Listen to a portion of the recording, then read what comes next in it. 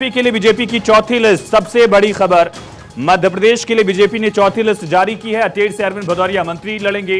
ग्वालियर ग्रामीण से भरत सिंह कुशवाहा, ग्वालियर से प्रद्युम्न सिंह तोमर मंत्री हैं। दतिया से गृह मंत्री नरोत्तम मिश्रा, खुरई से मंत्री भूपेन्द्र सिंह, सुर्खी से मंत्री गोविंद सिंह राजपूत, रहली से गोपाल भार्गव सबसे बड़े विधायक। नरियावली से इंजीनियर प्रदीप लारिया को मौका दिया गया। बुंदेलखंड में सागर से शैलेंद्र जैन, खरगापुर से राहुल लोधी जो कांग्रेस से आए थे, मलहरा से उमा भारती के भतीजे प्रद्युम्न लोधी को मौका दिया गया है। संवाददाता अखिलेश सोलंकी लगातार बने। अखिलेश, शिवराज सिंह चौहान को भी बीजेपी ने फिर से टिकट दिया है। पूरी लिस्ट के क्या मायने और सिंधिया गुट और बीजेपी ने पुराने नेताओं को बैलेंस कैसे किया?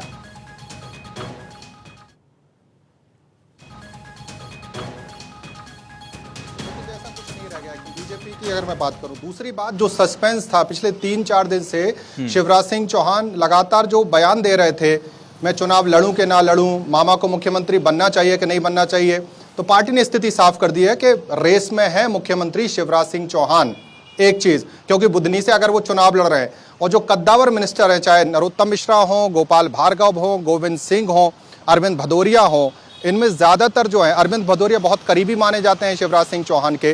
करण सिंह वर्मा इछावर से जिनको टिकट दिया है, तो शिवराज जी की अपने जो 5 जिले हैं, यानी कि विदिशा की बात हो, सीहोर, रायसेन की बात हो, होशंगाबाद, ये 4 जिले में शिवराज जी की मर्जी से टिकट डिस्ट्रीब्यूशन हुआ है। ये एक इंडिकेशन है। तो मध्य प्रदेश में जो उलटफेर की उम्मीद हम कर रहे थे, वो अगले 100 नामों में देखना होगा, क्योंकि अभी तक जो नाम सामने आए हैं तकरीबन 140 के आसपास नाम है। अभी भी 90 नाम है जो घोषित होना है। कई मिनिस्टर्स को टिकट मिला है, लेकिन कई मिनिस्टर्स भी अभी वेटिंग में है। तो हम कह सकते हैं कि अगर ग्वालियर चंबल का जिक्र करें तो पार्टी लाइन की जो बात है, यानी कि बीजेपी के कोर बीजेपी के लोग हैं, उनके टिकट फाइनल किए गए। चाहे अटेर से अरविंद भदौरिया, जहां पर हेमंत कटारे उनके खिलाफ चुनाव लड़ेंगे, वो देखिए, भरत सिंह कुशवाहा की बात हो, प्रद्युम्न सिंह तोमर जो कि सिंधिया के बहुत करीबी हैं, उनको टिकट दिया गया है, और नरोत्तम मिश्रा जिनको कहा जा रहा है कि बहुत टफ फाइट में हैं, उनका टिकट भी क्लियर किया गया है।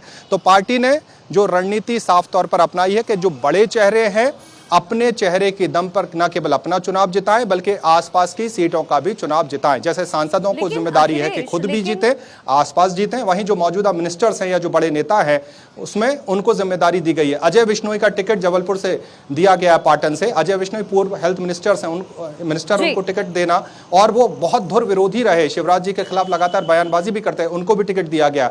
तो पार्टी का एक ही फॉर्मूला है, जो चुनाव जीत सकता है उसको मौका दिया जा रहा है। जी, लेकिन अखिलेश, जिस तरीके से एमपी की हमने तस्वीरें देखी, और क्योंकि शिवराज सिंह चौहान जो है वो पूरी तरीके से महिलाओं पर फोकस कर रहे हैं, लाडली बहन योजना के तहत भी उन्होंने जो किश्तें हैं उसको बढ़ाया, यानी कहीं ना कहीं जो महिलाएं हैं एमपी की, वो शिवराज सिंह चौहान को पसंद कर रही हैं। लेकिन बावजूद इसके बीजेपी एक मुख्य चेहरे के तौर पर उनको लेकर के नहीं आई है। तो भले ये लिस्ट तो आ गई है, और लिस्ट की आपने तमाम जो पूरा गणित है वो भी आपने समझा दिया, लेकिन अगर इसे एक बड़े फ्रंट पर समझने की कोशिश करें तो शिवराज सिंह की भूमिका इस चुनाव में क्या कुछ अभी तक रहने वाली है? देखिए, अगर शिवराज सिंह का टिकट कट जाता और बुधनी से वो चुनाव नहीं लड़ रहे होते, तो हम कहते कि वो शायद रेस में नहीं है या फील्ड में नहीं है। लेकिन उनका एक तरह से विधानसभा का चुनाव लड़ना, मौजूदा सीएम के तौर पर चुनाव लड़ना, तो वो सीएम रेस में आज भी है, ये हम कह सकते हैं। बड़े नेता तो रेस में है ही, चाहे कैलाश विजयवर्गीय, प्रहलाद पटेल, यानी शिवराज को नेगेक्ट नहीं किया जा सकता है।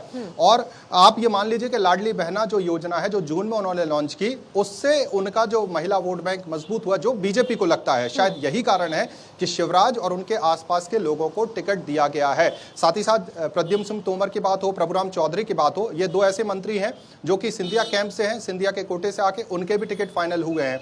भोपाल के विश्वास सारंग जो मंत्री हैं, उनका टिकट फाइनल। कृष्णा गौर की सीट जो है, 5 महिलाओं के नाम है इस लिस्ट में 57 की, जिसमें कृष्णा गौर का भी नाम है, मीना सिंह जो मिनिस्टर है उनका भी नाम है।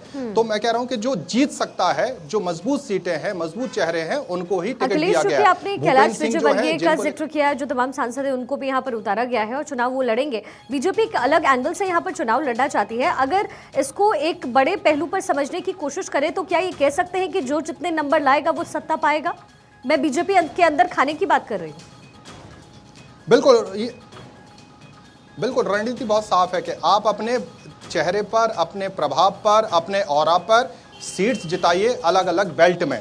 हर बेल्ट में एक एक बड़ा नेता एक तरह से इंट्रोड्यूस कर दिया गया, और जो जितना मजबूत होकर आएगा बाद में पार्टी तय करेगी कि देखिए मुख्यमंत्री कौन बनेगा। ये पार्टी ने लाइन बहुत साफ कर दी है। तो बड़े चेहरे जो है उन पर अपना, चाहे मालवा की बात हो तो मालवा निमाड़ में असर है कैलाश विजयवर्गीय को, वो उचिताएं। महाकौशल में प्रहलाद पटेल पर जिम्मेदारी है।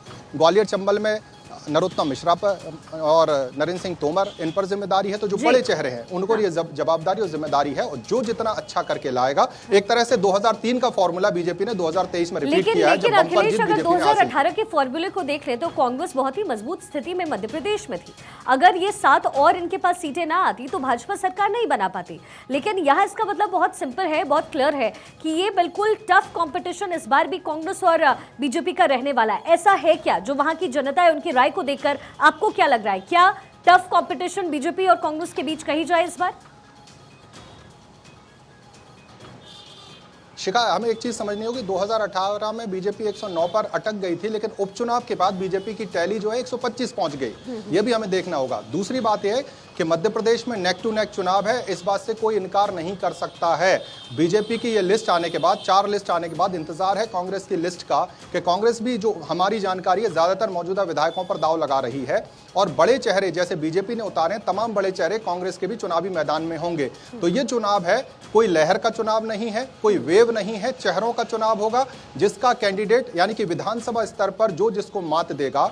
बूथ जीतने की बात पार्टियां करती हैं, लेकिन एमएलए जिसका जीतेगा, यानी कि जिसके एमएलए के चेहरे में दम होगा, वही सरकार बनाएगा। और अभी तक की जो एक तरह से टिकट डिक्लेरेशन हुए हैं, मौजूदा चेहरों पर बीजेपी ने भी भरोसा किया। और जो हमारी जानकारी, कांग्रेस के भी कई कद्दावर जो चेहरे हैं वो चुनावी मैदान में उतरने वाले हैं 103 के आसपास। यानी कि चेहरा दर चेहरे का चुनाव होगा। हर असेंबली सेगमेंट पर एक तरह से चुनाव लड़ा जाएगा। और बिल्कुल जैसे आपने कहा कि किस तरह का चुनाव, तो बिल्कुल नेक टू नेक चुनाव है। अखिलेश, मैं वापस आऊंगा।